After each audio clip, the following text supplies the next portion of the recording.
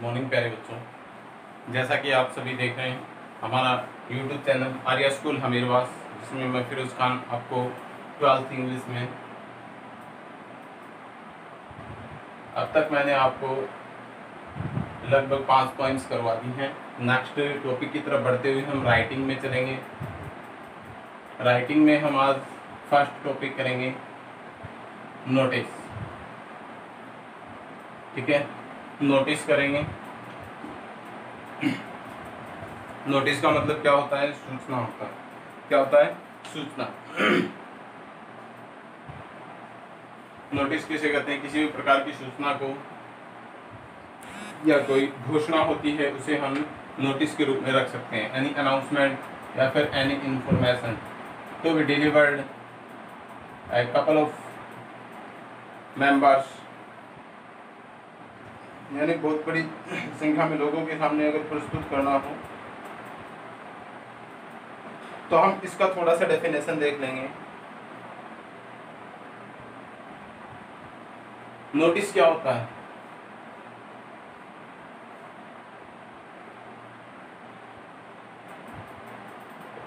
Notice कहते किसको हमें? A notice is a written or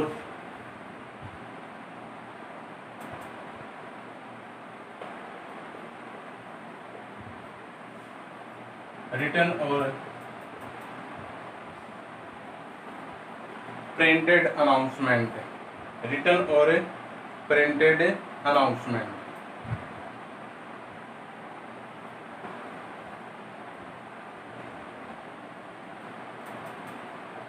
announcement यह एक लिखित या फिर मुद्रित अनाउंसमेंट यानी घोषणा होती है।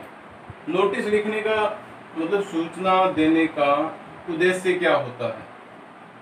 मतलब ये लिखने का उद्देश्य क्या होता है? इसका मतलब नोटिस ही क्यों लिखा जाता है? कारण क्या? तो इसका कारण ये है कि एक से अधिक लोगों तक किसी भी सूचना को एक बार में पहुंचाना हो, यानी बहुत बड़े संख्या में लोगों के सामने या किसी बहुत बड़े संख्या में व्यक्तियों के सामने अगर कोई सूचना प्रेषित करनी हो या पहुंचानी हो तो उसके लिए हम नोटिस यानी सूचना का प्रयोग करते हैं। और ये सूचना है वो बेसिकली बोर्ड के माध्यम से प्रस्तुत की जा सकती है। किसके माध्यम से? किसी बोर्ड या सूचना पट के माध्यम से, नोटिस बोर्ड। अब हम देखते हैं कि इसके अंदर कुछ एक टॉपिक होते हैं। नोटिस के टॉपिक कौन कौन से हो सकते हैं? यानी हम सूचना तो दे सकते हैं, तो हम कौन कौन से टॉपिक्स पे सूचना दे सकते हैं? टॉपिक ऑफ नोटिस के टॉपिक कौन कौन से हो सकते हैं? मतलब क्या क्या सूचना हम प्रेषित कर सकते हैं या लोगों तक पहुंचा सकते हैं। तो ये हम हिंदी में लिख के देख लेते हैं, ये ठीक रहेगा ना? मेरे ख्याल से हिंदी में ठीक रहेगा, साथ साथ में मैं इंग्लिश बोलता रहूंगा। एक प्रतियोगिता,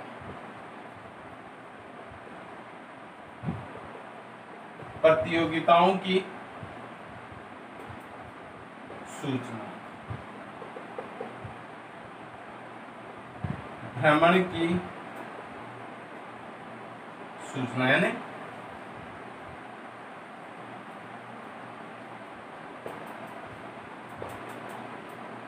competition, tour,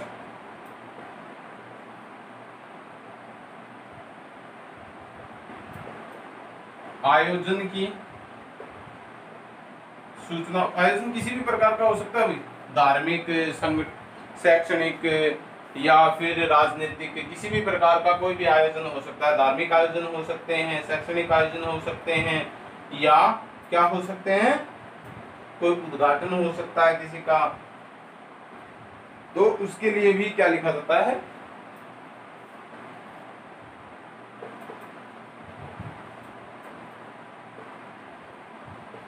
programmes.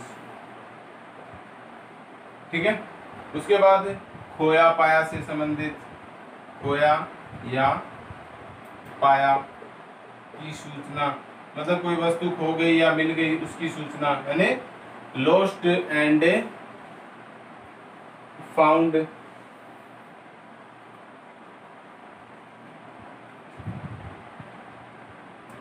lost and found, खोया पाया, आयोजन की सूचना,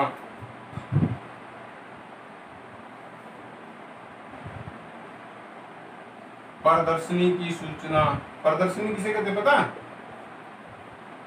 एग्जीबिशन, मतलब किसी भी स्थान पर कोई भी विशेष प्रकार की एग्जीबिशन लगी है, यानी कोई भी प्रदर्शनी लगी है, उसकी सूचना देने। जैसे कई बार हम देखते हैं कि कोई मतलब बुक्स, किताबें, विभिन्न प्रकार की किताबों के लिए एक एग्जीबिशन लगती है, या कई प्रकार की पेंटिंग्स के लिए एग्जीबिशन लगती है।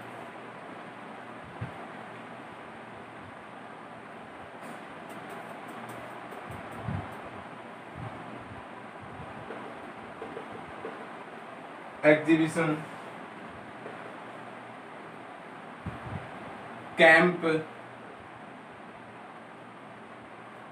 कैंप कोई भी हो सकता है, जैसे ब्लड डोनेशन कैंप, आई डोनेशन कैंप, ठीक है, या आई ऑपरेशन कैंप। इस प्रकार से जो भी कैंप वगैरह हो उसके लिए। तो ये तो थे अपने नोटिस के टॉपिक। मतलब नोटिस क्या होता है, नोटिस की डेफिनेशन हमने देखी, नोटिस की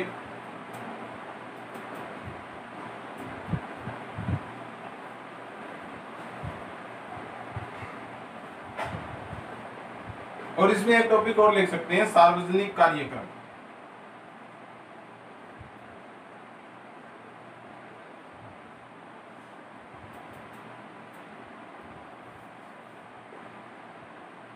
पब्लिक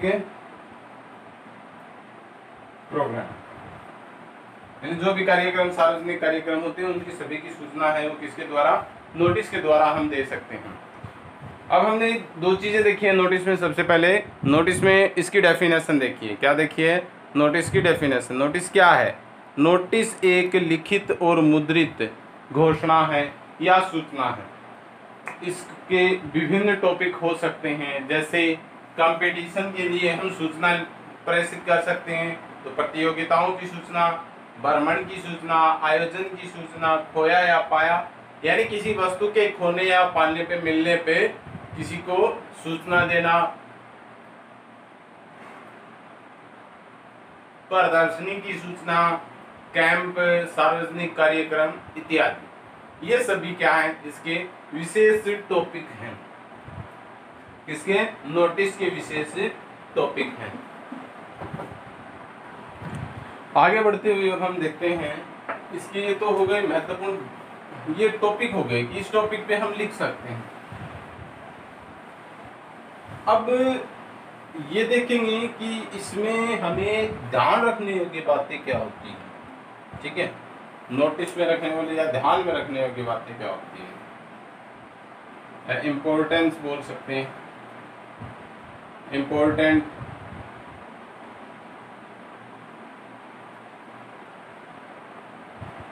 टॉपिक। इसके इम्पोर्टेंट टॉपिक क्या क्या है, बिंदु क्या क्या है। पहला क्या है, सबसे पहले हमें यह ध्यान होना चाहिए कि एक नोटिस लिखते समय हमें किस चीज की सावधानी रखनी है। हमें सावधानी ये रखनी है अंकों के दंड से बचने के लिए, अंक दंड से बचने के लिए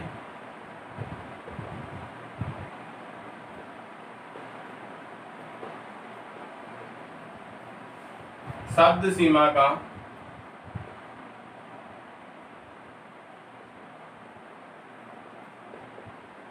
ध्यान रखें। निर्धारित शब्द सीमा क्या है? निर्धारित शब्द सीमा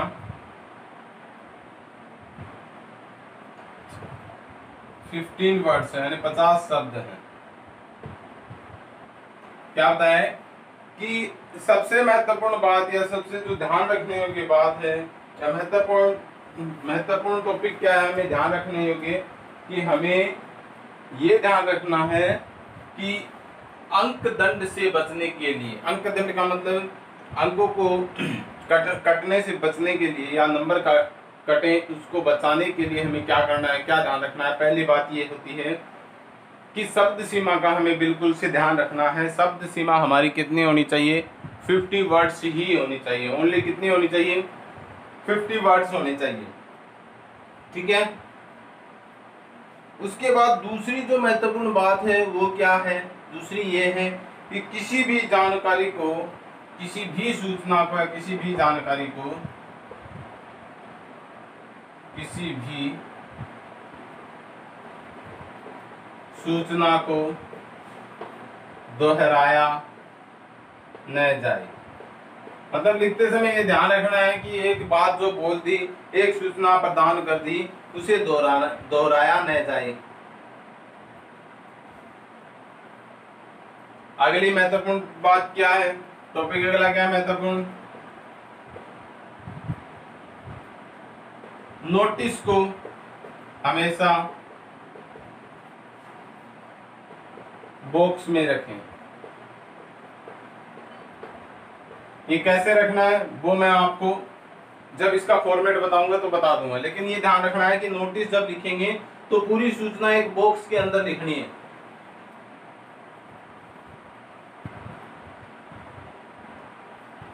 कोशिश ये रहनी चाहिए, कोशिश करें कि यह बॉक्स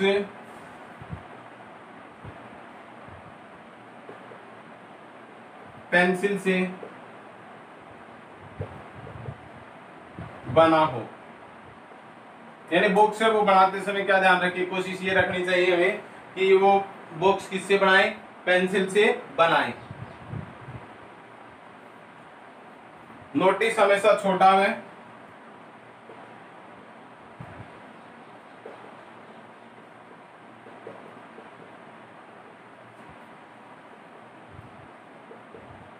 आकर्षक होना चाहिए। कैसा होना चाहिए, नोटिस छोटा हो और यानी जो सूचना हम प्रेषित कर रहे हैं वो विस्तृत यानी छोटे रूप में हो और आकर्षक हो।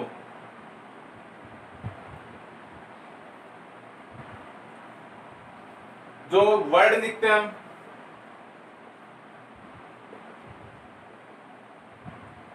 नोटिस व टाइटल शब्दों को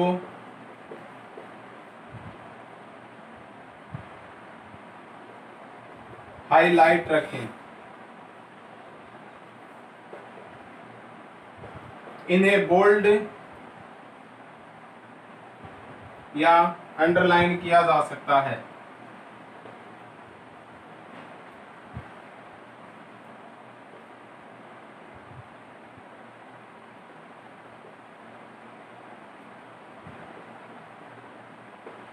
क्या किया जा सकता है, इनको बोल्ड रखा जाता है ना। जो वर्ड लिखने की जो प्रोसेस होती है उसमें बोल्ड वर्ड्स जैसे लिखे जाते हैं, यानी गहरे करके जो शब्द लिखे जाते हैं वो गहरे शब्द, और इन शब्दों को अंडरलाइन भी हम कर सकते हैं, यानी इसके नीचे लाइन खींच सकते हैं।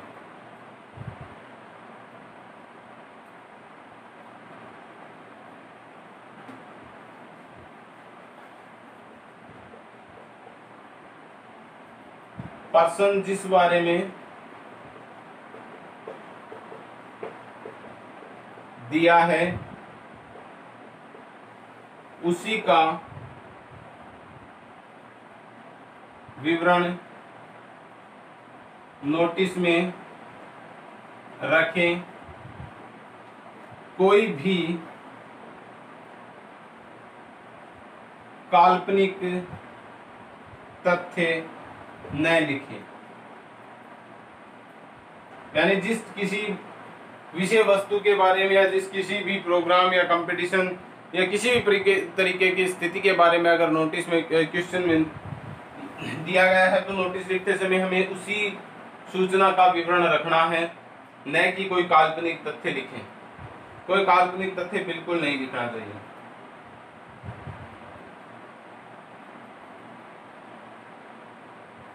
आगे लिखते हैं इसमें,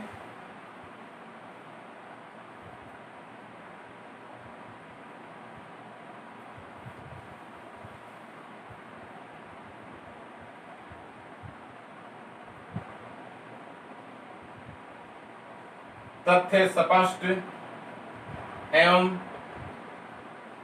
सरल भाषी हो। सरल भाषी का मतलब सरल भाषा में हो।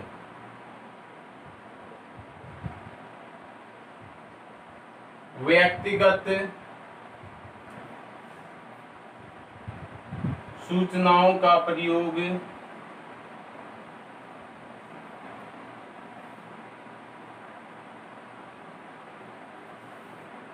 न करें, यानी कोई भी व्यक्तिगत सूचना है उसका प्रयोग हमें नहीं करना। ठीक है, क्या करना है? तथ्य स्पष्ट होना चाहिए और सरल भाषी होना चाहिए। जो भी तथ्य हम लिख रहे हैं वो क्या होना चाहिए? स्पष्ट होना चाहिए और सरल भाषी, मतलब सरल भाषा का प्रयोग किया होना चाहिए उसमें।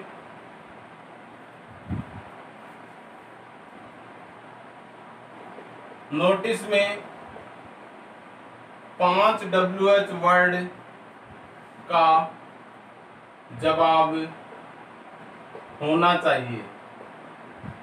कौन कौन से हैं वो WH वर्ड? जैसे वाई क्यों, व्हेन कहाँ, व्हाट क्या। स्टार्ट से देखते हैं। सबसे पहले किसी भी सूचना को पढ़ते समय हम क्या सोचते हैं? क्या है ये, यानी व्हाट।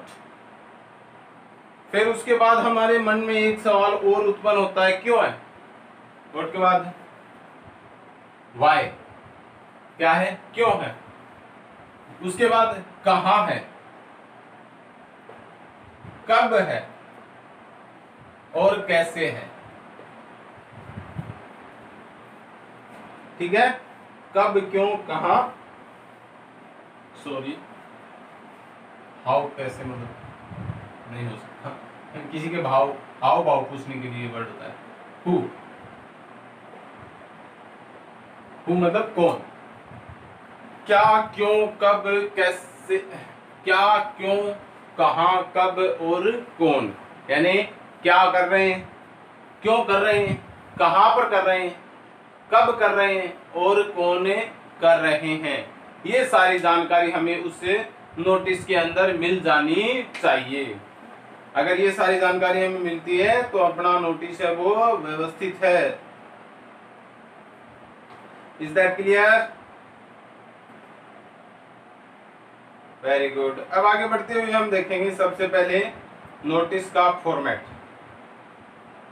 क्या देखेंगे? नोटिस का फॉर्मेट। अब फॉर्मेट के लिए, नोटिस के फॉर्मेट के लिए आवश्यक विषय वस्तु क्या होनी चाहिए? आवश्यक विषय वस्तु को लिखेंगे सबसे पहले। क्या लिखेंगे? मैं इनको इरेज कर रहा हूं यहां से। आई थिंक आप लोगों को ठीक से समझ में आ गया होगा, आपने नोट भी कर लिया होगा।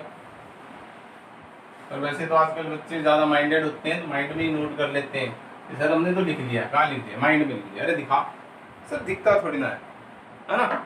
वेरी गुड, कोई बात नहीं, जैसे भी आप नोट करना चाहो वैसे नोट कर लीजिए।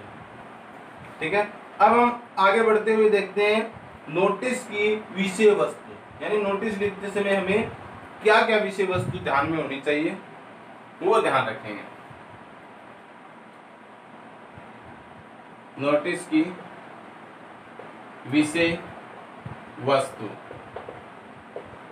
फर्स्ट, यानी नोटिस की विषय वस्तु, नोटिस लिखते समय हमें किस किस चीजों को ध्यान में रखने, आवश्यक जो डिटेल होती है, सूचनाएं होती हैं, वो क्या क्या होती है। Name of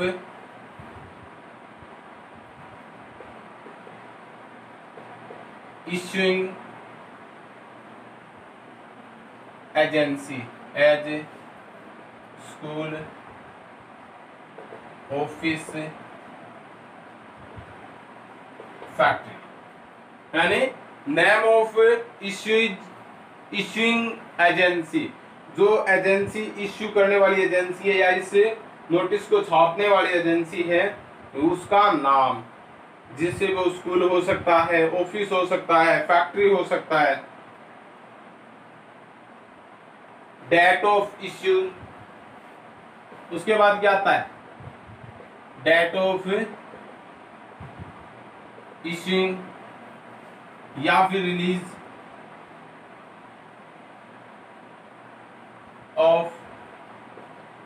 notice, date of issuing या फिर रिलीज, डेट ऑफ इश्यूइंग या फिर रिलीज ऑफ नोटिस, कि नोटिस को जारी करने की या उसको रिलीज करने की जो डेट है वो लिखना। उसके बाद टाइटल और सब्जेक्ट ऑफ, टाइटल या फिर SUBJECT, subject of the event, title और subject of the event. Title मतलब शीर्षक, सब्जेक्ट यानी विषय, या किस विषय में या कौन सा सब्जेक्ट है, क्या है, कौन सा सब्जेक्ट है, वो सारी चीजें लिखनी। उसके बाद 4 नंबर पे अपने पास आता है बॉडी टेक्स्ट मैसेज। क्या आता है? बॉडी, जिसमें हम मैसेज लिखते हैं। क्या लिखते हैं? मैसेज लिखते हैं। मैसेज में हम क्या क्या लिख सकते हैं? Palace, venue, date, palace. अब यहाँ पे डेट बताया सर, डेट यहाँ पे क्यों बता रहे हो? डेट तो ऊपर बता दिया। अरे वो तो रिलीजिंग डेट है। अगर कोई मैसेज दे रहे हैं, हमें कोई कार्यक्रम आयोजन करना है, तो उसकी डेट भी तो लिखनी पड़ेगी ना, उसका स्थान लिखना पड़ेगा, उसका वेन्यू लिखना पड़ेगा कि प्रोग्राम किस प्रकार से होना है। वेन्यू यानी प्रोग्राम का जो विवरण होता है उसे वेन्यू कहते हैं, ठीक है। और वह कितने समय तक चलता है, ड्यूरेशन भी लिख सकते हैं। ड्यूरेशन यानी समय का ड्यूरेशन कितना है, कितने समय तक चलेगा, ठीक है। Body, message, text, date, time, duration, venue.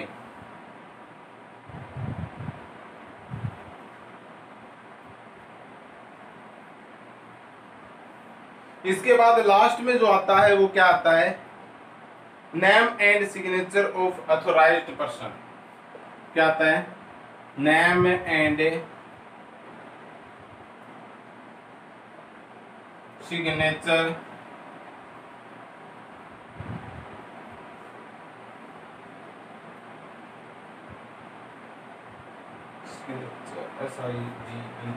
Signature of authorised person, यानी जो अथॉरिटी होती है, जो जिस संस्था द्वारा ये नोटिस जारी किया गया है, उसका जो अथोराइज्ड पर्सन होता है, उसकी क्या, उसके सिग्नेचर होने चाहिए। क्या होने चाहिए? नेम और उसका सिग्नेचर होना चाहिए। Name and signature of authorised person, यानी जो अथोराइज्ड पर्सन है उसका नेम एंड सिग्नेचर होना चाहिए।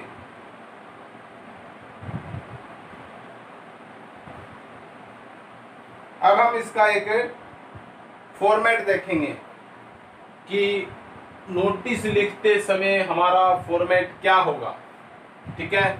नोटिस लिखते समय हमारा फॉर्मेट क्या होगा?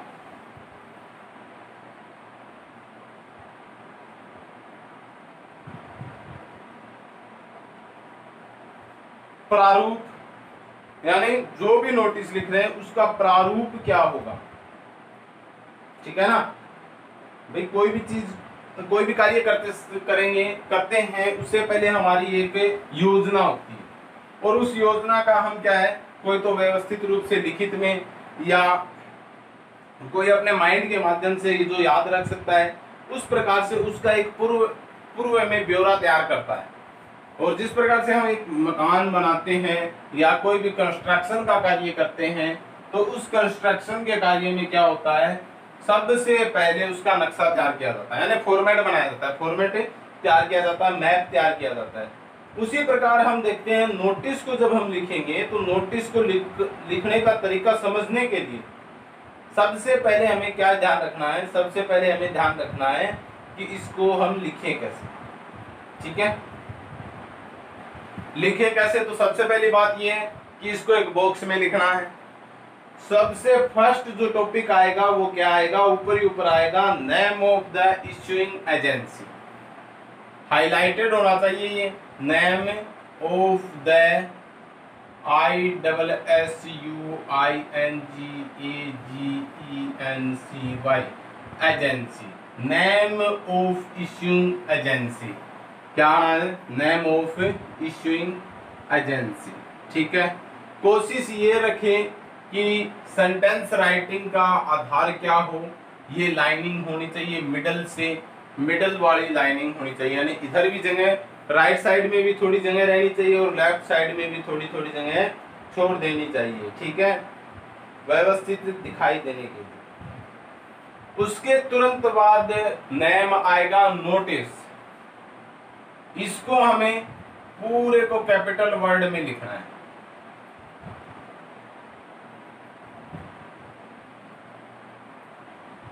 ठीक है ना, इसको अंडरलाइन भी कर सकते हैं।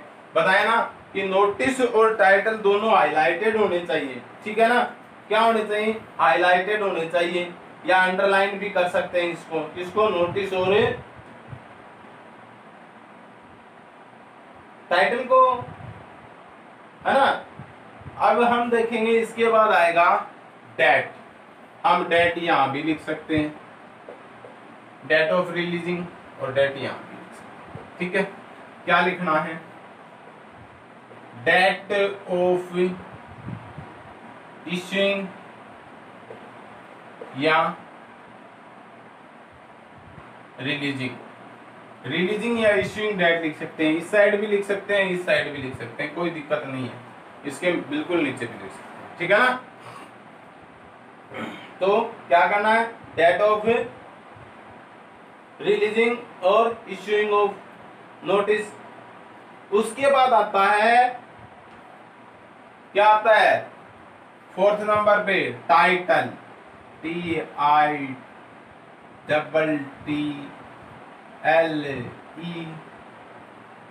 टाइटल, या फिर हम इसको बोलते हैं SUBJECT,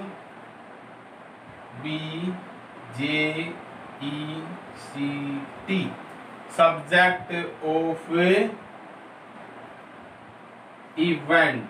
मतलब इसको भी हम क्या लिखते हैं? हाईलाइट करके लिखते हैं।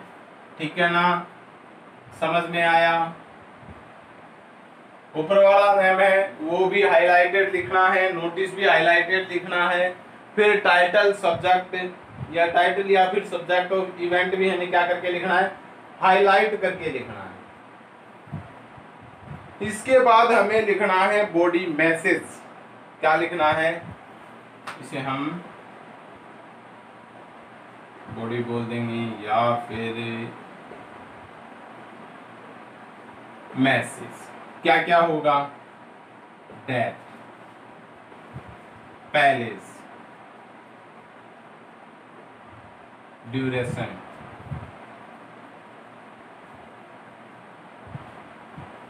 और ड्यूरेशन के बाद डेट, पैलेस, ड्यूरेशन, एक चीज और लिखी थी हमने, डेट, पैलेस से वेन्यू। ठीक है, date, palace, duration and venue. ये क्या होगा? इसका मैसेज में ये सारी चीजें आएगी। लास्ट में लिखना है नेम एंड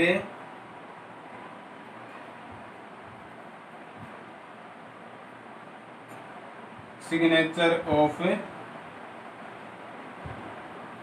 अथोराइज्ड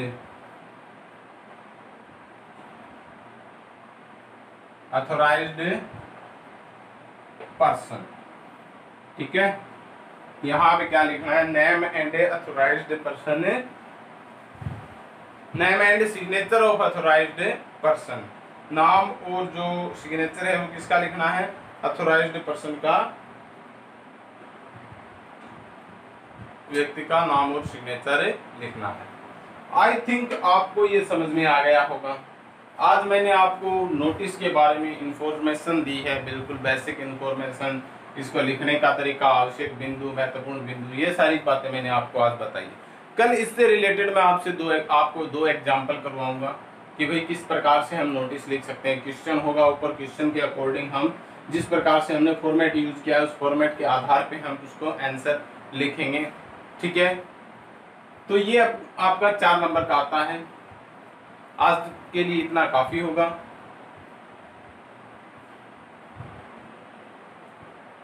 बाकी हम पढ़ेंगे नेक्स्ट वीडियो में। तब तक आप बने रहिए हमारे YouTube channel Arya school Hamirwas. अगर कुछ भी अच्छा पढ़ाया गया हो तो लाइक बटन जरूर दबाइएगा। Goodbye all of you, thanks for watching our videos.